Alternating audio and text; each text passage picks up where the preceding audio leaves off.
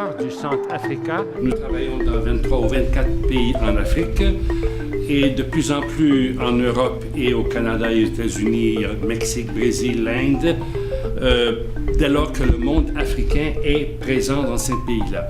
Nous avons vécu une expérience d'adaptation dans la nourriture, dans le climat, dans la langue, dans la manière de vivre, dans la manière d'entrer en relation avec les gens. Et souvent, on nous demande en Occident d'aider, soit au plan civil, soit au plan religieux, à mieux comprendre les Africains, de quelques pays africains qu'ils viennent, pour faciliter leur intégration. Le Centre Africa y contribue. Moi-même, j'ai été davantage formé à la rencontre des musulmans. J'ai fait 2 années d'études en islamologie. Et puis, à Montréal, je continue à travailler dans ce monde-là. Je voudrais vous dire à vous tous et vous toutes, bienvenue, Zibinere. Le Centre Africa a été fondé dans un esprit bien particulier. C'est qu'à un moment donné, les missionnaires d'Afrique, qui est une communauté internationale, s'est penchée sur le fait que l'Afrique n'est pas seulement sur le continent. L'Afrique est rendue un peu partout dans le monde, sur tous les continents. Alors les missionnaires d'Afrique se sont dit, mais nous sommes aussi appelés à ces gens-là, hors du continent. C'est un peu dans ce souffle-là que des grandes décisions ont été prises et que le Centre Africa, donc, a ouvert ses portes en 1988 avec l'idéal de dire, offrons aux Africains un lieu de rencontre où on peut se voir, échanger, partager, prier, festoyer, célébrer. C'était comme ça les 10 premières années du Centre Africa. Mais se sont posées des questions extrêmement importantes que les Africains eux-mêmes ont posées. Et moi, j'arrivais dans ce contexte-là. Les Africains nous disaient, mais écoutez, c'est bien beau, vous nous ouvrez la porte de votre maison, vous êtes là pour nous, c'est sympathique, c'est bien.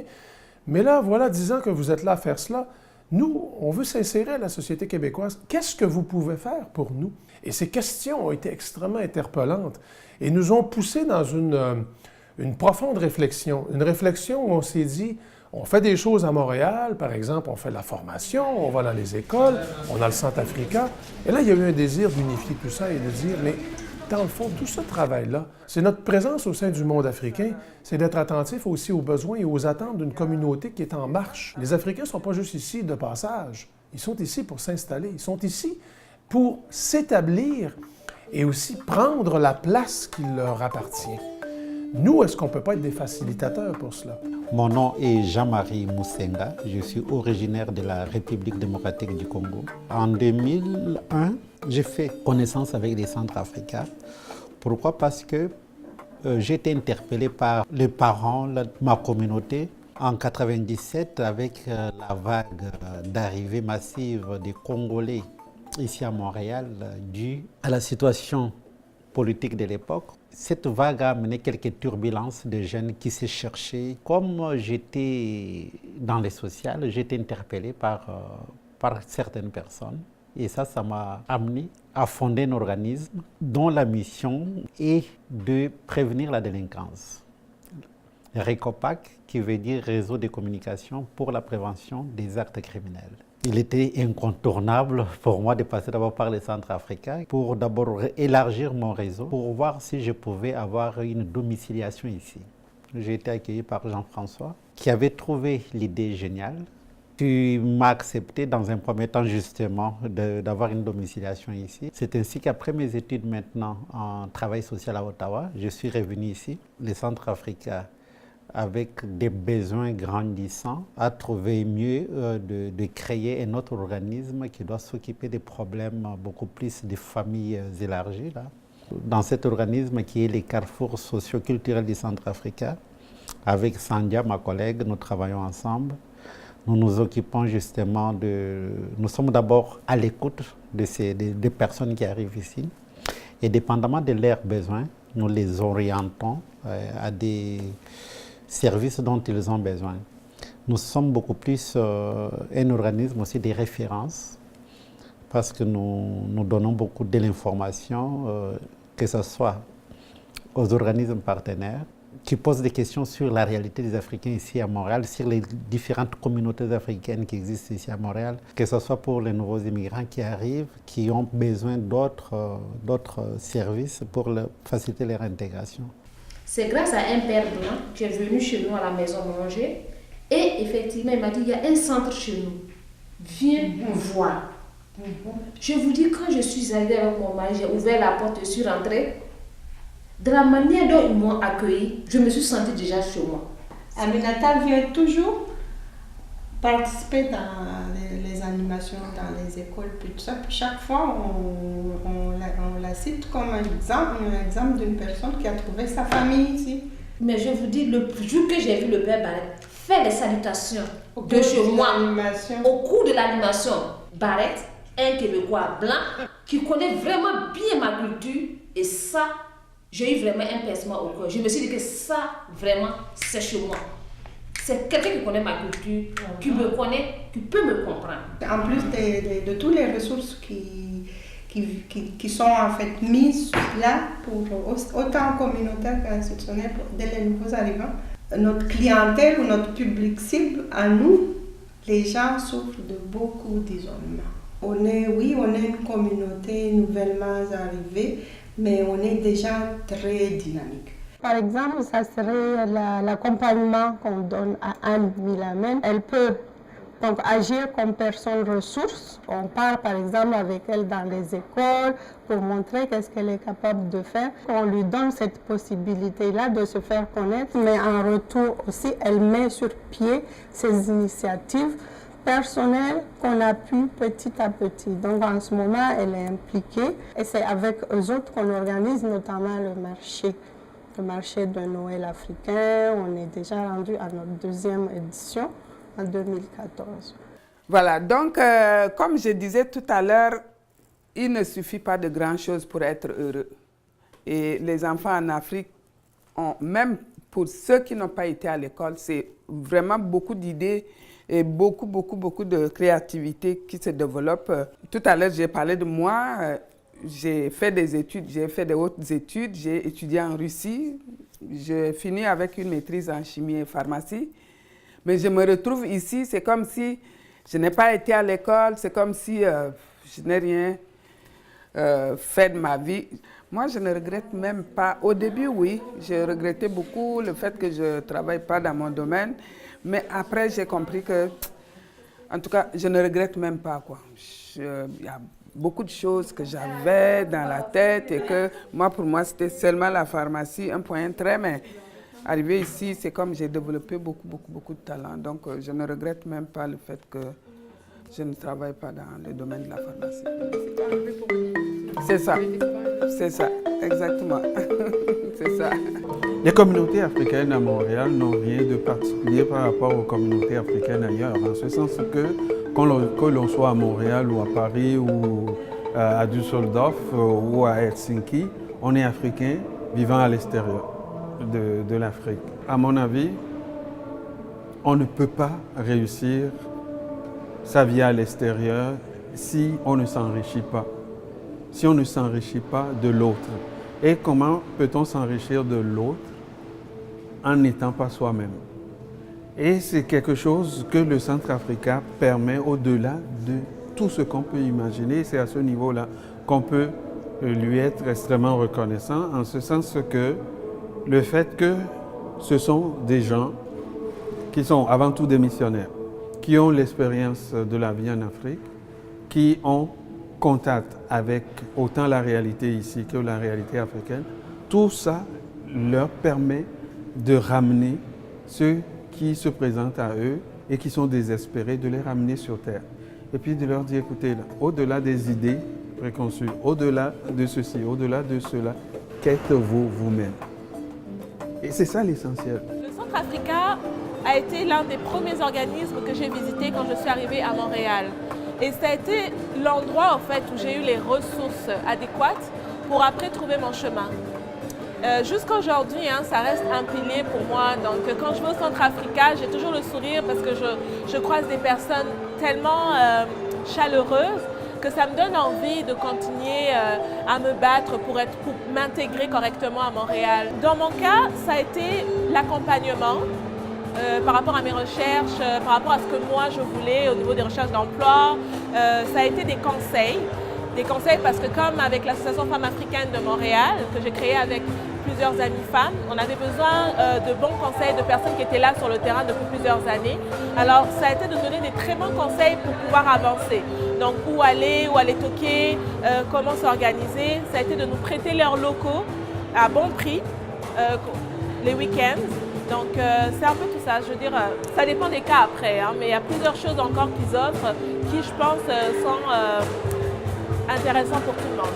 Le Centrafrica représente vraiment le trait d'union entre le monde africain de Montréal et toute la communauté en fait montréalaise, je dirais même québécoise. Donc quand les gens veulent savoir un peu ce qui se passe dans le monde africain, je pense que c'est un endroit tout indiqué pour se renseigner. Et évidemment, quand les Africains veulent, répandre leur message à travers la communauté, les communautés montréalaises, évidemment, le chemin le plus indiqué, c'est vraiment le Centrafrica. Ma découverte du Centrafrica, ça a été un hasard. Après les études, on s'est installé, on a commencé à travailler, donc les besoins et les inspirations avaient changé. Et très très rapidement, à l'intérieur de la communauté, on se demandait comment faire pour fédérer l'ensemble des ressortissants africains qui vivaient dans la région montréalaise. Et à la même époque, j'avais commencé à publier. Et puis, j'ai dit à des amis que je voulais faire un lancement de livre et je cherchais un endroit qui pouvait évoquer un peu l'Afrique où faire ce lancement. Et on me dit, mais tu peux aller au Centrafrica. J'ai dit, c'est quoi ça? Et c'est ainsi que je m'étais présenté rue Saint-Hubert pour la première fois et j'ai découvert ce lieu où d'autres m'avaient précédé et où on parlait de l'Afrique au cœur de Montréal. Et ça a été pour moi tout de suite l'adoption.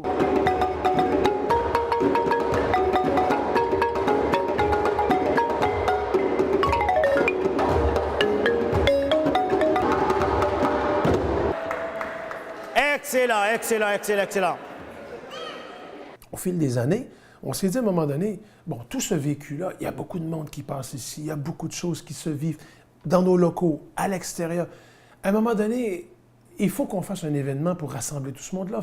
Il faut montrer le visage de ce qu'est le Centrafrica au public en général. Alors on a dit, créons une journée pour se rencontrer et pour vivre un événement avec tous nos talents. Et on a créé les Journées africaines. Alors, les Journées africaines, on s'est dit, où est-ce qu'on pourrait les faire? Et on a trouvé l'Éco-Musée du Fiermont.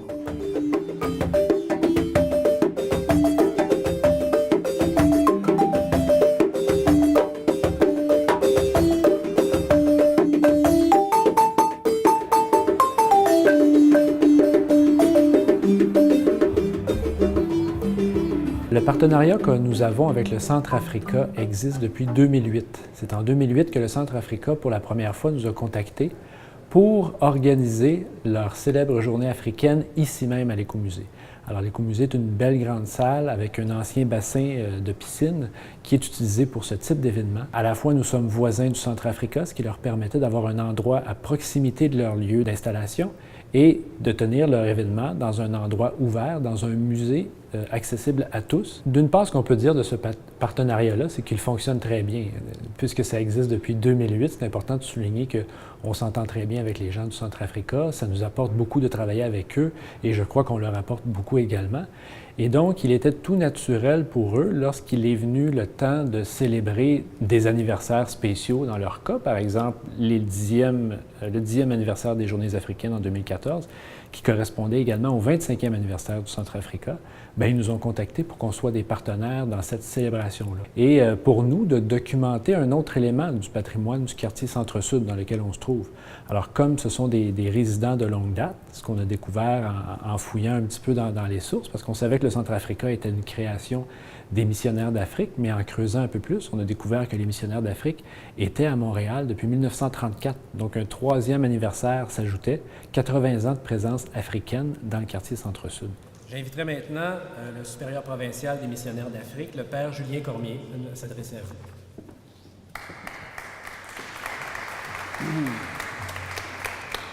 Mesdames, Messieurs, l'Expo Africa Montréal rappelle les 80 ans de la fondation en 1934 à Montréal de la Maison des Pères Blancs, rue Saint-Hubert. L'Expo Africa Montréal commémore M. Tremblay l'a dit, les 25 ans de l'ouverture en 1989 du Centre Africa. Il y a un souvenir qui m'est revenu en étant en contact avec eux, c'est que je me suis dit, dans mon histoire personnelle, j'ai connu un père blanc. Une soirée qui s'était déroulée chez une de mes tantes au milieu des années 70 ou peut-être 76, 77. Et c'était une soirée particulière parce qu'on accueillait un père blanc qui était de retour d'une mission africaine en Ouganda, donc le père Rosaire Larivière. Alors, il venait rencontrer la famille, comme ça, il faisait la tournée. Là, il visitait la famille élargie. Donc, pour moi, ça a donné une couleur particulière à ce projet-là parce que je me suis dit, c'est ça un peu l'œuvre des missionnaires d'Afrique, c'est qu'ils ont été des témoins privilégiés de l'Afrique qu'ils ont présenté aux Québécois, aux Montréalais. Alors, ça a été un petit peu leur contribution importante à faire connaître l'Afrique ici au Québec, avant que l'Afrique soit de plus en plus présente ici. Mais on sait que dans les années 70, 80, 90, 2000, de nombreux Africains ont immigré, sont venus s'installer parmi nous et maintenant forment une mosaïque assez importante à Montréal et que l'on apprend à découvrir aussi encore aujourd'hui par l'entremise des Pères Blancs, puisqu'ils ont créé le Centre Africa justement pour jouer un rôle auprès de ces communautés africaines qui viennent s'établir ici, un rôle d'accueil, d'écoute, d'accompagnement, et donc, d'une certaine façon, ils poursuivent leur œuvre auprès de l'Afrique, mais ici même, sur le territoire montréalais et dans le quartier Centre-Sud. Dans notre travail, on est appelé donc à réunir la diversité religieuse également. Et c'est sûr que quand il y a des débats sociaux, quand il y a des discussions qui nous parlent de chartes sur les religions, quand on nous parle d'accommodement raisonnable, quand on parle de toutes sortes de tensions au niveau des gens, au niveau des croyances, de la foi, eh bien, on entre au cœur de ces débats-là parce que c'est notre spécificité. On est constamment au cœur de tout cela. Évidemment, on n'a pas tous la formation qui convient pour donner des formations, mais on peut accompagner dans le sens de réunir, de rassembler la diversité. Nous, on a un petit peu, je dirais, un rôle de vulgarisateur d'une certaine façon, de médiateur également. C'est pour ça, par exemple, qu'on a des groupes de rencontres ici entre musulmans et chrétiens.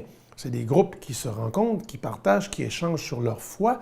Il y a un missionnaire qui est là pour accueillir et aussi intervenir pour parfois faire de la médiation, pour que la rencontre se fasse. Et cette rencontre-là est possible quand on accepte d'écouter l'autre, quand on accepte d'avoir le cœur ouvert. Et ça, c'est notre rôle. Le dialogue interreligieux, c'est important pour le travail au Centre Africa.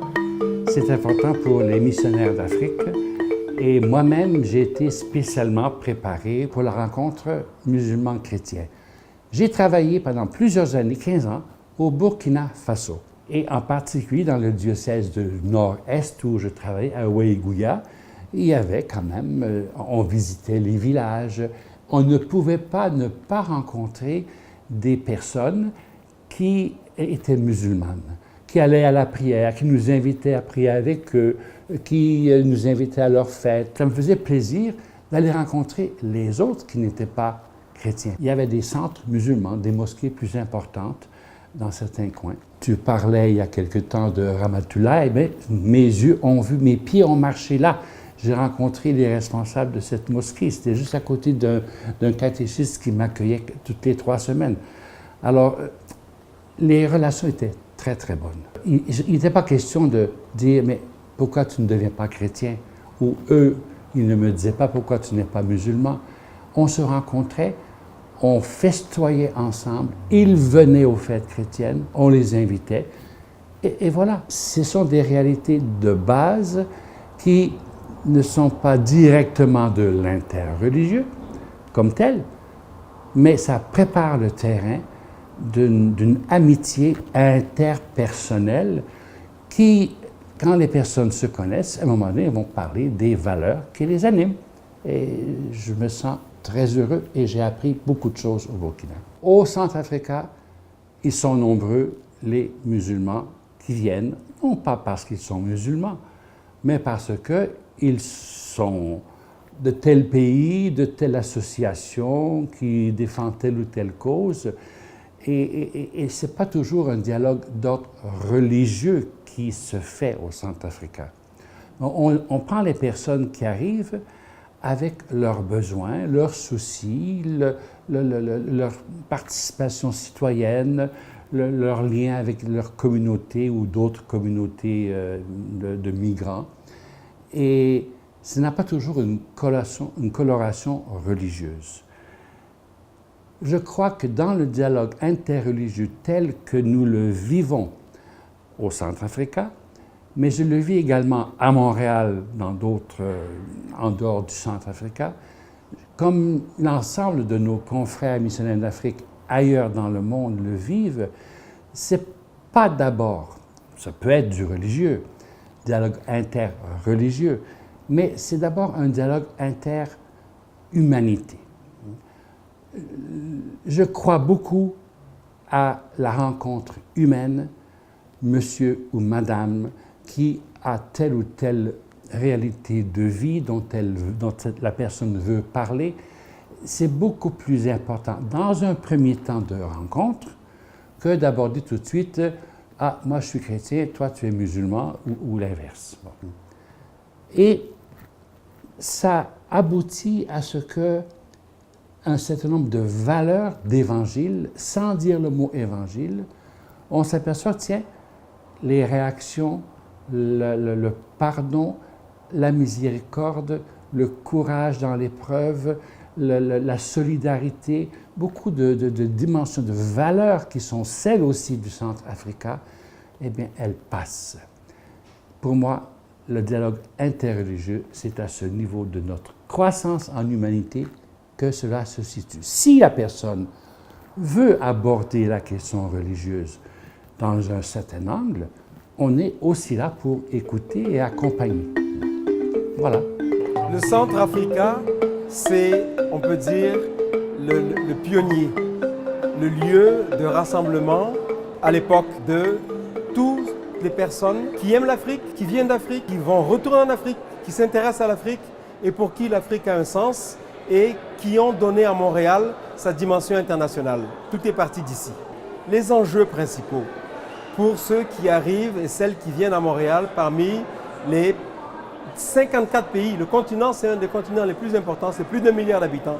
Ceux qui viennent ici, majoritairement des francophones, c'est d'apporter ici les valeurs, la culture des grandes nations et des grandes civilisations africaines, d'être des dignes représentants de tout ce qui touche le développement du monde. Ce sont souvent des personnes très cultivées, des gens qui sont diplômés, qui ont une expérience de vie et qui apportent, qui enrichissent le Québec, qui enrichissent Montréal, qui enrichissent le Canada. Dernièrement, on était avec un ami, M. So, Doudou So, qui aujourd'hui, lui, c'est un professionnel qui travaille dans un carrefour jeunesse-emploi.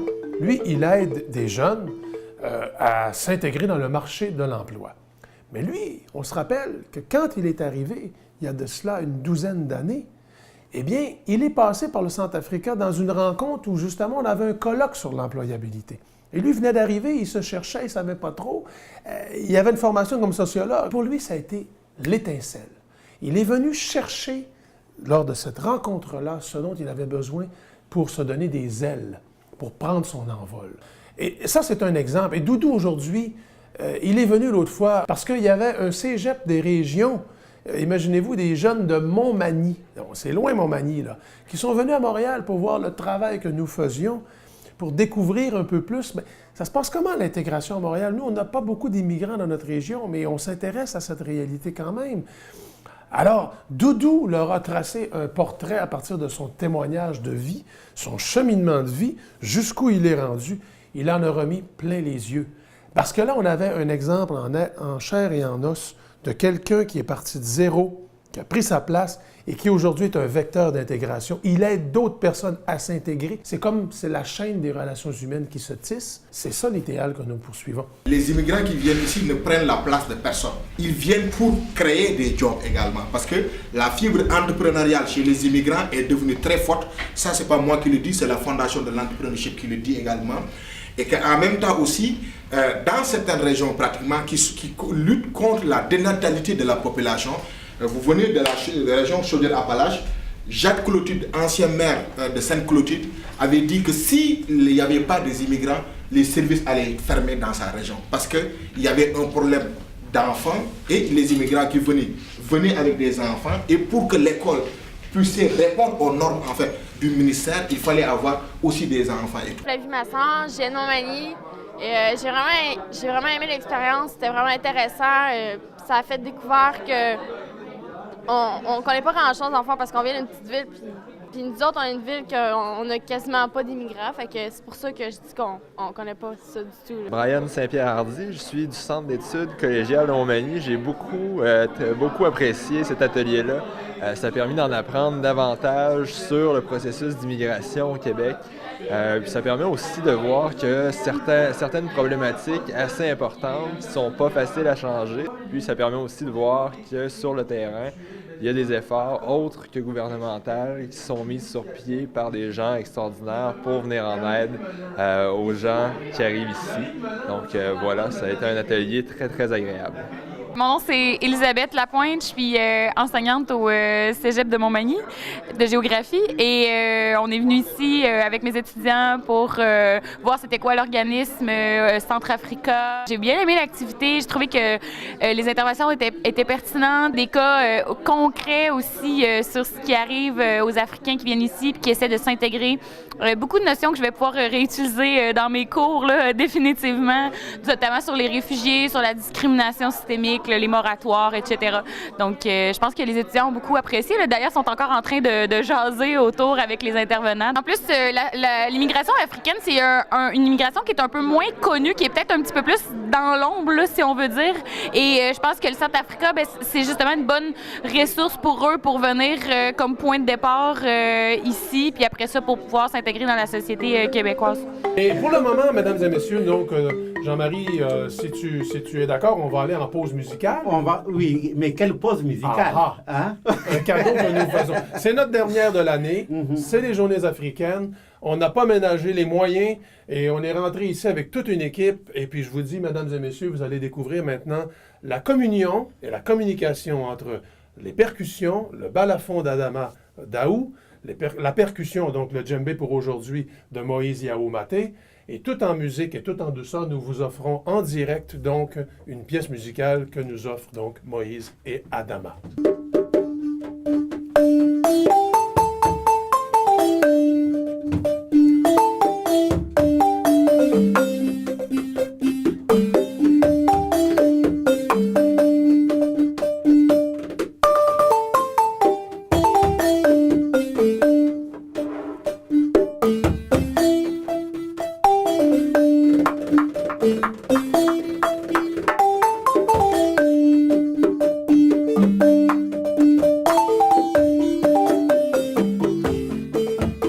Adama, c'est un homme extraordinaire. Lui, il vient de l'Afrique mandingue. Et lui, là, c'est un artiste dans l'âme, c'est un communicateur dans l'âme. Et il se fait fabriquer en Afrique des balafons par des ouvriers. Et il fait venir ces balafons ici. Et ces balafons-là, nous, on les amène dans les écoles et il fait des ateliers d'apprentissage des balafons, mais il explique le sens de la communication dans la culture. Il remet ça dans un sens culturel traditionnel pour que les jeunes voient que dans le fond, on ne fait pas du folklore, là. On n'est pas en train de faire du folklore, on est en train de faire découvrir comment on communique en Afrique.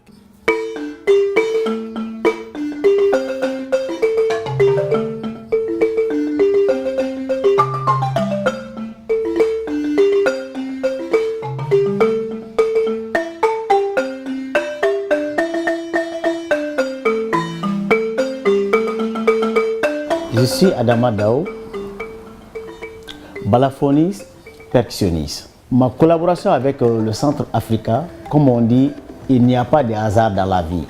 Je fais une prestation lors de l'ère jeuneuse africaine. J'ai quitté une région pour venir précipitamment pour présenter le balafon avec Dramane Kone qui est un joueur de Ngoni. Et ce jour-là, je suis arrivé comme bénévole. Voilà comment est-ce que les choses sont venues. Avec le Centre africain, on commence à tisser des liens. On a lancé des ateliers dans les écoles avec les balafons qui correspondent très bien à leurs demandes aussi. Étant donné que moi, mon but c'est de faire connaître cet instrument qui est le balafon au Québec et dans tout le Canada. Donc, à travers de mes ateliers dans les écoles, les universités, les centres communautaires, les festivals et tout, donc je peux dire aujourd'hui, le Centre Africa, c'est un de mes partenaires avec qui vraiment j'ai une belle relation au niveau professionnel déjà, qui est quelque chose de très très important, et aussi les relations humaines aussi s'installent petit à petit. Et là, je trouve qu'il y a une confiance déjà entre le Centre Africa, l'équipe du Centre Africa et moi. On fait les ateliers dans les écoles. En même temps aussi, j'essaye aussi de parler de cet instrument qui est méconnu du public. Et le Centre Africa aussi, il m'aide aussi dans ce sens-là pour vraiment faire développer mon business, on va dire, le business culturel.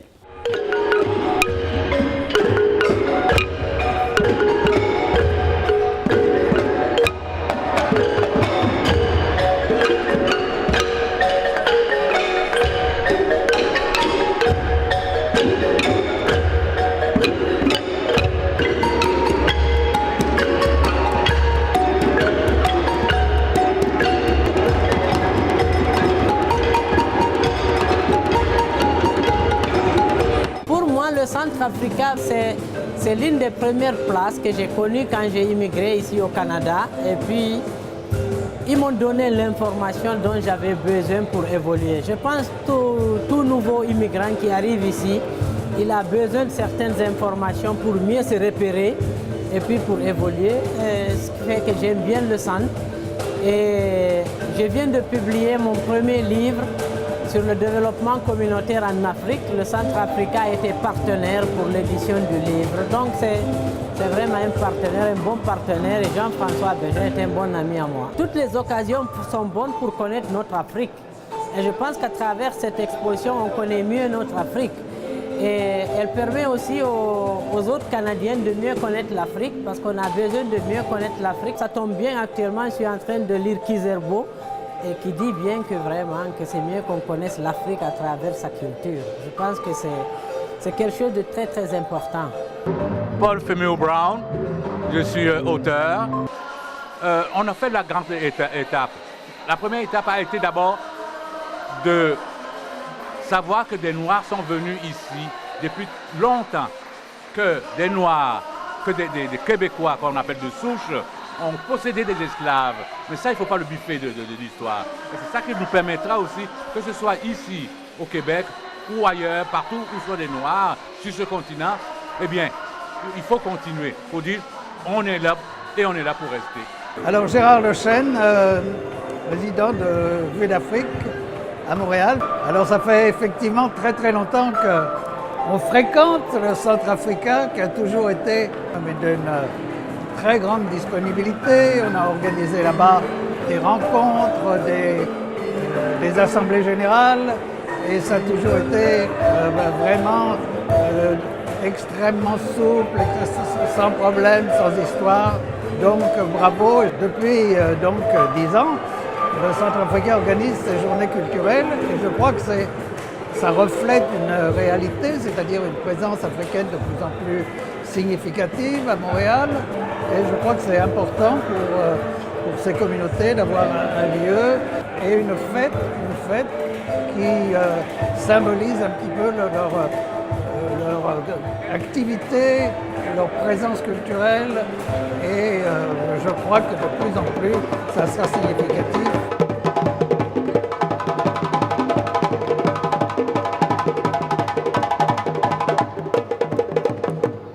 Le Centre Africa, pour moi, c'est comme c'est le bercail, c'est la maison, c'est la case familiale. Et j'aimerais bien utiliser ici une image, comme on vient d'Afrique. En Afrique, il y a des forêts. Quand on est dans une forêt, on voyage là-dedans, on cherche toujours une case. Et quand on trouve la case, c'est reposant, on va s'y abriter, on va trouver de la vie là-dedans.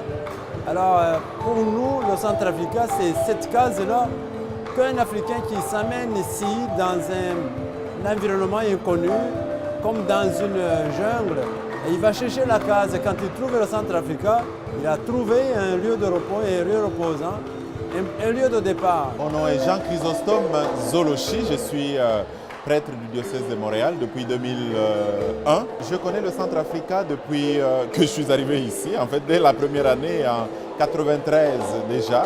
Je suis allé au Centrafrica, je cherchais où je pouvais rencontrer d'autres Africains de Montréal. Et un ami, Gracien, qui m'a invité à aller au Centrafrica. Donc j'ai rencontré du monde là-bas et tout de suite je suis tombé en amour avec le Centrafrica parce qu'au Centrafrica, par toutes sortes de conférences qui s'organisaient, par toutes sortes d'activités culturelles, par toutes sortes d'activités d'échange, des activités sociales, j'ai vécu à l'intérieur même de cette vie ambiante de Montréal, quelque chose qui me rejoignait ou qui me gardait connecté à mes origines africaines. Alors, Africa Montréal, j'ai accepté d'exposer avec l'écomusée parce que pour moi, ça me parlait beaucoup. Hein. Parce que pour moi, ça me parle d'immigration avant tout. Ça me parle de partir. Le titre de la toile s'appelle « Le périple migratoire existentiel ».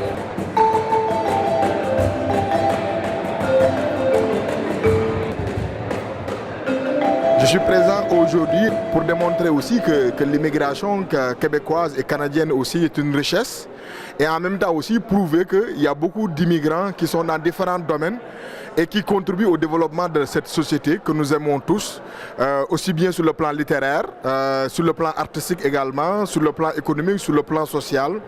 Et on a une diversité tellement dynamique en fait qui fait l'envie du monde entier qu'il est important de préserver également cet aspect des choses. La journée est importante pour la communauté africaine à plus d'un titre. Tantôt j'ai rencontré même une députée du fédéral, Sodia, qui milite beaucoup en fait sur la question de l'intégration, mais en même temps aussi on a eu à faire connaissance avec des Africains qui travaillent au fédéral aussi, mais qui travaillent aussi au niveau provincial pour démontrer aussi que il n'y a pas que juste des difficultés, mais il y a aussi des cas de succès également qui existent. Et le simple fait d'avoir pu écrire 2 ouvrages sur la question démontre aussi la pertinence également du contenu de ces éléments, puisqu'il y a des personnes qui ont des difficultés pour trouver un emploi et dans ces livres-là, on leur donne des outils pour leur permettre de se trouver un emploi. On permet même à des personnes qui ne sont pas encore venues au Canada d'avoir toute l'information avant de poser leur valise en fait dans leur société d'accueil, parce que c'est important. L'immigration est une question de préparation, c'est pourquoi la diaspora a intérêt aussi à comprendre davantage les éléments aussi, ceux qui définissent aussi cette société québécoise et canadienne également.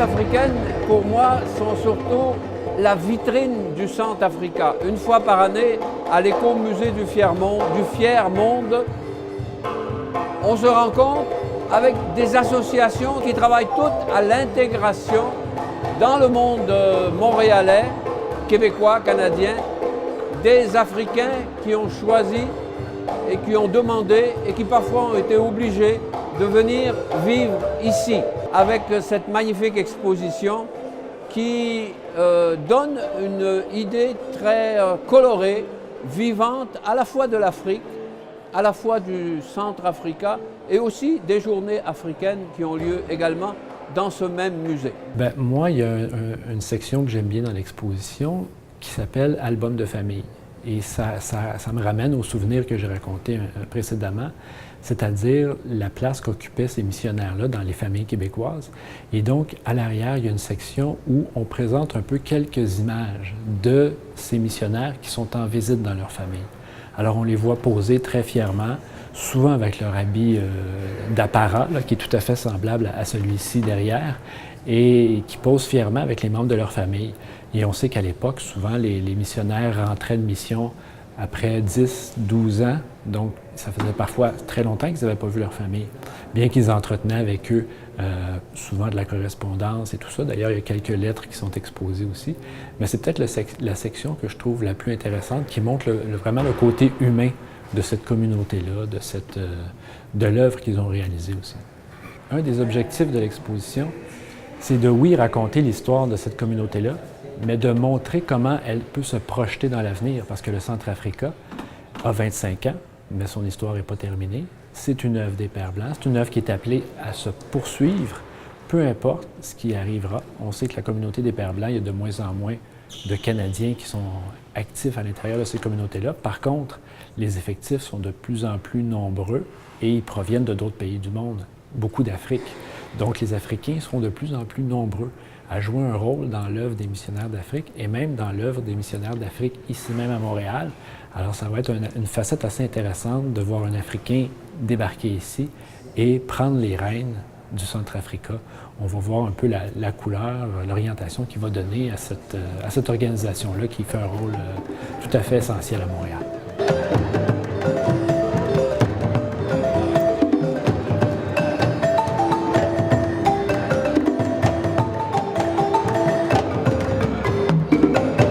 Je m'appelle Samiha Imen Ferjani. Je m'appelle artiste d'âme contemporaine. Je travaille plus sur les âmes. J'ai choisi le thème de la femme pour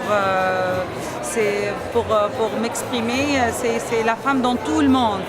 Mais ce n'est pas la femme avec les détails classiques ordinaires. C'est des âmes. Les journées africaines, d'abord, je sens vraiment que ces journées nous permettent de se réunir. Quand je vois ces journées, je vois la joie, je vois la réunion, je vois qu'on est main en main. C'est vrai, je sens ça, avec les couleurs chaudes, avec les gens, avec l'accueillement chaleureux. Ça me rappelle vraiment la chaleur et ça me rappelle aussi mon pays d'origine, la Tunisie. C'est le nord-africain aussi. Alors j'aime bien et je sens beaucoup d'émotions, vraiment. Il y a des belles commentaires, franchement. Ce centre travaille assez bien. C'est un centre actif et populaire aussi. Je vois que c'est très intéressant. Je suis vraiment fière d'y assister aujourd'hui avec le groupe Réminiscence, que j'en fais partie avec l'association Réminiscence à Laval, que je suis un membre. Et puis, félicitations pour ces journées, vraiment, on les attend chaque année, voilà. L'avenir du Centrafrica, j'y crois parce que, apparemment, la problématique de l'arrivée d'Africains de différents pays au Canada ne semble pas prête de s'arrêter. Même s'il peut y avoir des lois, soit du fédéral, soit du provincial, soit du municipal, qui sont un peu contraignantes, ce flot d'arrivées ne semble pas prêt de s'arrêter. Or, le service non plus du Centrafrica. Ça ne veut pas dire que nous serons toujours là, mais on met des structures en place pour que même des aides financières soient accordées, parce qu'on a fait quand même l'incorporation, donc le carrefour socio-culturel du Centrafrica est une piste en avant pour pouvoir faire appel à différents bailleurs de fonds dont les objectifs rejoignent profondément ceux du Centrafrica pour participer à l'intégration, pour participer à la vie ensemble, à l'être ensemble, à la main dans la main pour avancer dans notre société et construire ensemble une société qui ne sera pas celle connue en Afrique, ni celle qu'on connaissait au Québec auparavant, qui va s'enrichir mutuellement. Je pense beaucoup que la crédibilité du Centrafrica tient au fait que les Africains rencontrant d'autres néo-québécois ou d'autres néo-canadiens ou des Canadiens de longue date se situent au niveau de l'enrichissement mutuel. Il y a des ouvertures, des enrichissements, des solidarités qui se créent et l'avenir du Centrafrica se situe encore là-dedans. J'y crois beaucoup. Donc, c'est le principe du centre qui décroît et de l'autre qui est en train de croître. Donc, le vieux laisse la place, mais avant de partir, il donne aux jeunes tout l'espace pour pouvoir s'affirmer et s'autonomiser et devenir un adulte éventuellement. C'est un petit peu ce concept-là. Donc, on est chanceux de pouvoir compter sur le soutien de la Ville de Montréal qui croit beaucoup dans notre travail au niveau de la diversité sociale de la Ville et qui, en lien avec le ministère de l'Immigration et de l'Inclusion, qui croit beaucoup en nous. Maintenant, le défi, il faut aller chercher d'autres partenaires financiers. Ça, c'est un gros travail. On n'a pas la culture entrepreneuriale au Centrafrica pour ça. Cette culture de gestion, on va devoir aller chercher des personnes qui nous aident. Et je vois l'avenir du Centrafrica par une jeunesse, des perles rares qu'on va rencontrer qui vont prendre le flambeau et le relais. Parce que d'ici quelques années, il va falloir s'entourer de nouvelles personnes qui vont pouvoir justement mettre la main à la pâte. Et moi, je vois que ces jeunes-là vont pouvoir prendre en main les tâches que nous, on a commencé à développer depuis toutes ces années-là. Et ils vont pouvoir faire en sorte de trouver auprès des autorités tout le financement dont ils auront besoin pour mener à bien la tâche, mais surtout de préserver les valeurs fondamentales que sont l'accueil, l'écoute et l'accompagnement des personnes, peu importe d'où elles viennent, peu importe de quelle religion elle est, avec un esprit d'ouverture, un esprit justement de dire ces immigrants qui viennent de loin, ils sont un enrichissement pour notre collectivité. On n'a pas le droit de laisser tomber ces gens-là. Le Centrafrica est incontournable. Il est incontournable dans la mesure où, je dis tantôt, c'est offre d'abord un service de référence. Que ce soit pour les Africains, que ce soit pour les Occidentaux et même. Ici, on a notre vocabulaire qui a été mis en place ici depuis 3-4 ans par Jean-François. Tous ces mondes-là qui s'intéressent à l'Afrique, on les appelle les mondes africains. Que tu sois québécois, mais tu aimes l'Afrique ou tu t'intéresses à l'Afrique, que tu sois un Africain, tous ces rapprochements-là, le travail des rapprochements qu'on fait ici, la dynamique-là, pour nous, nous tournons, nous nageons dans le monde africain. Et dans ces contextes-là, le Centrafrica a un grand rôle à jouer. Oui, nous sommes incontournables.